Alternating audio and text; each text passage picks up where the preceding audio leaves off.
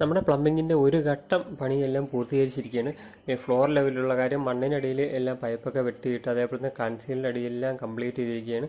അപ്പോൾ നമ്മളിന്ന് വെള്ളം ഒഴിച്ച് ചെക്ക് ചെയ്യണം. കാരണം ഈ കുഴിയും ഈ നമ്മുടെ ബാത്റൂമിൻ്റെ മെയിൻ ഹോളായിട്ട് 20 മീറ്ററോളം നീളമുണ്ട്. അപ്പോൾ അതുപോലെ കുഴി വലുതായിട്ട് താഴ്ന്നിട്ടില്ല, 5 അടി മാത്രമേ താഴ്ന്നിട്ടുള്ളൂ.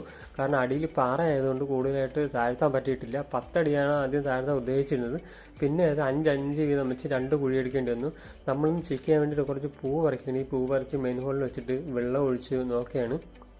വെള്ളം നോക്കുമ്പോൾ കറക്റ്റ് എത്ര ടൈമിങ്ങിനുള്ളിലാണ് വരുന്നതെന്നാണ് നമ്മൾ നോക്കുന്നത്. കാര്യം സ്ലോപ്പ് നമ്മൾ മട്ടത്തിനാണ് പൈപ്പ് ഏകദേശം കൊണ്ടുപോയിരിക്കുന്നത്. കാര്യം ഓവറായിട്ട് താഴ്ത്തി കഴിഞ്ഞാൽ നമുക്ക് കുഴിയുടെ അവിടെ എത്തുമ്പോഴത്തേക്ക് 2-2.5 അടിയോ കുറയോളം താക്കേണ്ടി വരും. പിന്നത്തെ കുഴി പെട്ടെന്ന് നിറയാൻ ചാൻസ് ഉണ്ട്.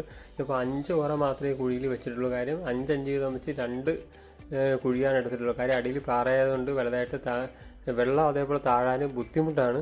എന്തായാലും നമ്മൾ ചെയ്ത പണിയെല്ലാം നീറ്റായിട്ടുണ്ട്. അതുപോലെ തന്നെ ഒയുടെ ടോപ്പ് കട്ട് ചെയ്ത് 8 ഇഞ്ചിൻ്റെ പൈപ്പ് വെച്ചാണ് നമ്മൾ മെയിൻ ഹോൾ ചെയ്യുന്നത്. അതാകുമ്പോൾ വലുതായിട്ട് തേച്ച് സമയം കളയേണ്ട ആവശ്യവും വരുന്നില്ല.